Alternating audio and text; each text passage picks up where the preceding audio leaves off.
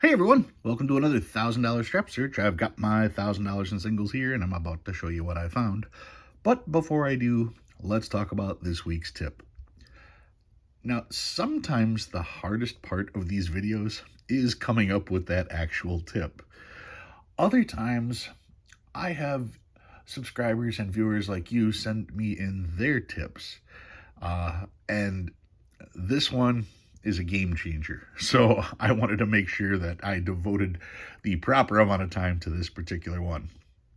I would like to thank Silver Keys for suggesting this because it's just genius. Okay, every single day I go through my book, Paper Money of the United States, every single day. I have worn this book out like you wouldn't believe. I have pages falling out of this book. It's insane. The amount of use that I get out of here, I mean, the back cover of this thing is just, completely wore out. You can see the pages were starting to come. And this is the new edition, but I use it every single day. The other thing is when you open the book, it's difficult for, you need a bookmark to mark your spot because the binding prevents the book from being held wide open. And if you try to push it wide open, then you start to lose pages. Such a pain. Until you learn, let me slide these out of the way, that you can get this note bound this way with a spiral. When you do the spiral binding on this book, the book lays flat. The book will fold over. The book will be so much more convenient. What a genius thing right here, putting in a spiral. So of course none of us can do this at home because this is just a ridiculously complicated task, right? Well, yes and no. You can have any hardcover book spiral bound at your local print shop and you can have it done ridiculously cheap. How cheap?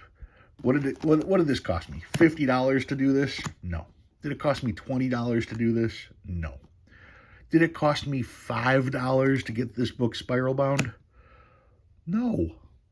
I gave him a $5 bill and I got change. I think I paid $4.48. What they did was they literally cut the back off where all the glue was, put it through a press, punched the holes, and put in the spiral. That's it. It took them 5 minutes. I stood in line longer than it took them to actually do this. So for less than $5, I now have a spiral edition of my book that I use every day, Paper Money of the United States. Those of you who don't know, the pages do tend to fall out of this book. I have got an older example of this book, the previous one, and the pages can fall out fairly quickly. My pages started to come out here, and Silver Keys says, I've got a bunch of cookbooks that I use, and I've taken them to local print shops and had them spiral bound just to make life easier. Boy, was Silver Keys right. Thank you for that tip. Guys, for less than $5, you can have this as well with your book. So yeah, huge tip. Thank you, Silver Keys. I went and did it. If you don't have a local print shop, I'm sure the big box places will be able to do it too. But hey, support local when you can, right? All right. What do I have this week? Let's take a peek. Checking them out. First note I have, this one is a partial alignment error. I think Dennis sent me this note. It's a partial alignment error because look at how high up the serial number is. It's almost touching. You can see here it is almost touching that other print. It's clearly a lot higher than, we'll use the next note as an example here. You can see, if I put it side by side, how high up the number is, but it doesn't quite interfere with that print. So it is an alignment error, but it's not worth any additional money. Something you may notice when you're hunting, but yeah, not anything additional on there, but that's what it is. Kind of like when you see the overprint or the wedding transfer. Yeah, that's a wedding transfer. Is it worth anything? No, but it's still a wedding transfer. This, I'd say that is a faulty alignment, but not high enough to be worth anything. I found an artwork note. check that out. Somebody had fun with this particular one, and I'm always amused by the artwork you find on notes. Found a Where's George. I will log this one, see where it's been. And then I found an alternator. Zeros are the alternators. 03, 07, 07, 07, and it's a trinary. Well, there's another Where's George. Got those out of order. And some trinaries. 2s, 7s, and 9s. Here's 0s, 3s, and 4s. 0s, 6s, and 4s. Too bad, just that 0. All the rest are 6s and 4s. Trinaries, of course, don't have any additional value. I pull them because I'm trying to match serial numbers, which I have done. Here is 4s, 5s, and 8s. Once again, just the one missing there. What do we got here? 4s, 6s, and 7s.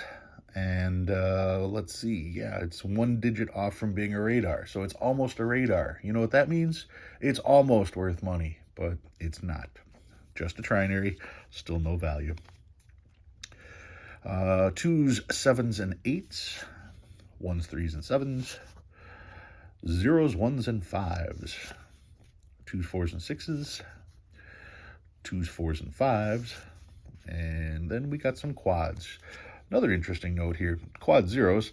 It starts 4-2, it ends 3-4. If it ended 2-4, it would be a radar, 42000024. But it doesn't end 2-4, which means it's not a radar, which means it's not worth anything. So when you have people telling you, oh, it's almost a radar, it's worth $100. No, it is not. It's a spender. But I keep quads because, once again, trying to pair up numbers. Quad 4s on this one, quad 9s, quad 9s again, and some stars. Always check your stars, see if you have a filled star. 2017A, 2017, 2017 in really good shape, 2017 not so good, this one's all right. 2013B in the duplicate series. Yeah, these are worth $300 a piece. No, they're not. No. These might have a little bit of additional value. These might be worth about $10. You're going to have people telling you they're worth $80. You can have one that's torn in half and it's worth $50. You can uncircular, they're $300. No. If you pair the two, they're worth $5,000. But that means you have to pair them first and foremost, which means you probably have to spend $2,000 to get the other one. So to say that the pair is worth $5,000 is true, but you're not going to make $5,000 on it. You're going to spend $2,000 to buy it off of somebody else, and then hopefully within the next 6 months be able to sell it for $5,000 and make $2,000 over the course of 6 months. And of course, we're not talking grading fees. We're not talking auction fees. We're not talking any of that good stuff. So no, if you're paying more than $10 for these, sorry, I will not buy these. In fact, I had 100 of them. I sold them because I can sell them for more than I would make if I would pair them. So it's worth more to me to sell them than it is to try to pair them. Yeah. Anyway, that's the 2013 B star note story. Here's another 2013. This was from St. Louis. 2003A. Been finding a lot of 2003As. I pull them. I only keep the ones like this one that are in really good shape. The rest go back in circulation. But once again, this is just to show how many I find per 1,000 notes. So it may seem like a lot, but if there are 6 or 7 of these in here, that's out of 1,000 notes. That's not many. In fact, that's along the lines of what you'd expect to find for stars. This is 2003, not the 2003A. Pretty bad shape. Same thing there. I'll probably send that one back. 1999. Another 99. And another. All these are pretty rough, so they're all probably going to go back. 1995, looking to see if it's a web note. A web note will only have the 1 digit for a plate number. It won't have all this other stuff, and it will not have a location. This one is G4, so it has a location. The location meaning the location on the original sheet before they were cut apart.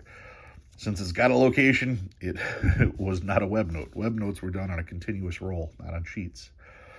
Let's see, 1995 again, not a web note. And another 95, 1993. These are scarce. Look back at my last 5 videos and see how many 1993s I've found. And then tell me once again, compared to how many 2013 or 2013 Bs I found in the last 5 videos.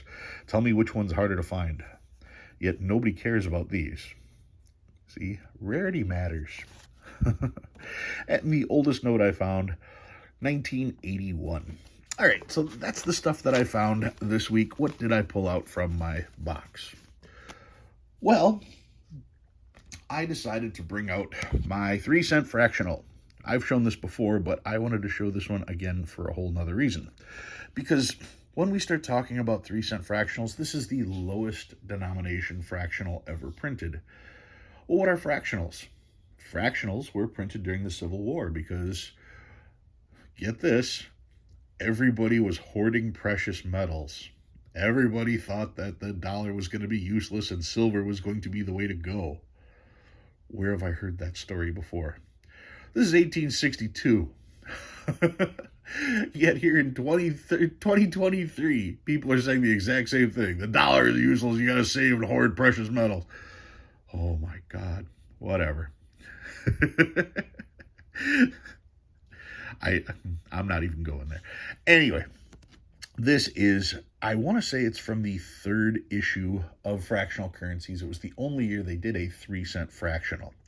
You can see they've got George Washington on here, 3 cents, fractional currency. I believe the first 2 series did say postal currency on them, and they did have like an image of a stamp on the first one, but I'm pretty sure this is the 3rd series. I'm going to double check that in a minute. You can see here, Act of March 3rd, 1863. On the back, this one here is off-center on the back. No, it's not an error, even though it cuts into the print. These were hand-cut. So most of them were printed poorly. Most of them are off-center.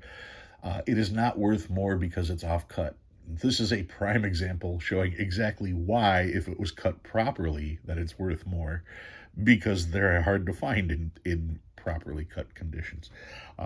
Let's see, I will do this so you can actually pause the video if you want to read all the fun stuff it says on the back. It's interesting because in order to cash these in, you had to save a certain amount.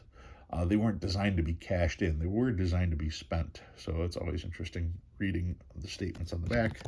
But anyway, why did I pull this particular note since I've shown it before? Let me show you.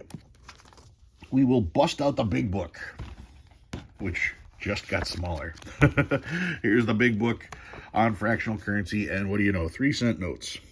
It says here, the 3-cent notes are from the 3rd issue of Fractional Currency, which would be, if we look here, 4th, here's the 3rd issue, December 5th, 1864 to August 16th, 1869. And there, of course, is the picture of the 3rd issue 3-cent note. Once again, none of this is new, so why am I bringing it up? Well, right there. There are 2 varieties. There's the light background to the portrait with the dark background to the portrait. Clear as day, right? How different could it possibly be? There is a light background and a dark background. Should be obvious. So let's look. Look at the background. The bottom half is dark, the top half is light. Which note is this? Any idea? All right. So here's the note that I had. Which note is this? Is this the light background or the dark background? And does it matter? Well, did you catch the prices? With the light background, this note is $35. With the dark background, it's $70. And that's just in VG8. You can see the prices pretty much across the board are nearly double all the way across if you happen to have the dark background versus the light background. So let's say you see one of these for sale for $40, and it's not in the greatest of condition. Is it overpriced or is it a steal? It's a great question. Wouldn't you love to know how to tell them apart? Well, the best way to tell them apart is to have this particular note and compare it to this particular note. Now that they're side by side, let's see if I can do it this way here. Now that they're side by side, you can tell. Can you see the difference? Right here, focus, there we go. Look at the top half. You can see that the background behind Washington's head is actually much lighter, and that's the portion they're talking about, not the portion behind his shoulders. They're talking about what's above his head.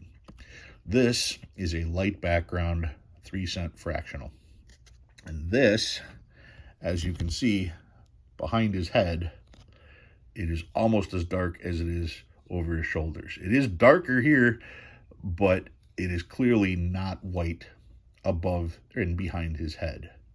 So this is the dark background versus this, the light background.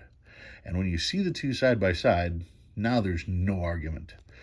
The trouble is, if you don't see them side by side, because looking at this, it has a dark background and a light background. So what are they referring to? It's very difficult if this is the only example you've ever seen. So yeah, since I had the opportunity to pick up a dark background and I knew I had a light background, I figured this would make a good video because I know there's people that are starting to really get into these. So it's important to know the difference, because this is worth, in this condition, $35 to $50, and this, in this condition, is probably $70 to $80. So yeah, kind of important to know. If they were both priced at $50, one of them might be slightly overpriced and one of them might be a steal. Anyway, that's what I got for you guys this week. If you learned anything new, go ahead and hit that like button. If you like what you see and you want to see more, please subscribe. Love reading all your comments. Guys, thank you very much for watching. I'll see you next time.